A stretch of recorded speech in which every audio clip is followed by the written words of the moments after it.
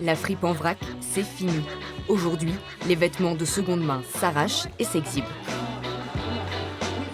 L'objectif, dénicher la pièce rare pour mieux se distinguer. Ce qui m'intéresse dans les friperies, c'est le côté vintage. J'aime beaucoup ce style-là. Du coup, moi, je viens surtout pour ça et pour regarder et avoir divers styles aussi. Cette boutique est une historique bordelaise.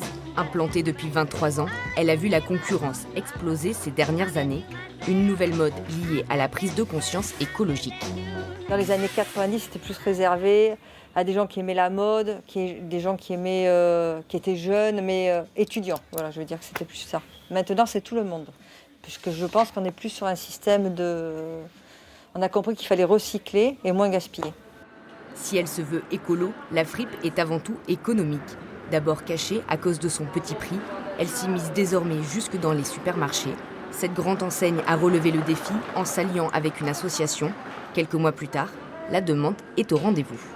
Vous avez des produits de marque tels que par exemple Calvin Klein ou Napa Jerry qui sont des marques quand même très réputées et pas accessibles forcément pour tout le monde comme ça. Alors que là, dans un corner d'occasion, vous trouvez chaque t-shirt pour 5 € pièce. Dans le monde de la fripe, les associations sont incontournables. Depuis 25 ans, elles habillent les petits budgets. Ici, cette année, 300 tonnes de vêtements sont passées des conteneurs au rayon. Une vocation solidaire jusqu'au recrutement. Voilà.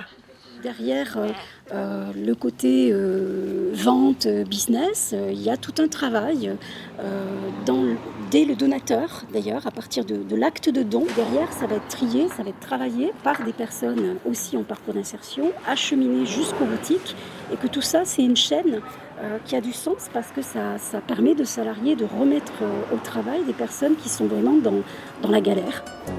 Il y a un an, la vente en ligne s'est ajoutée au planning, car il faut faire face à la concurrence. Sur le net, les sites de vente de particulier à particulier explosent. Regroupées sous un seul label, les associations espèrent toucher de nouveaux publics et ainsi perpétuer le cycle de la fripe.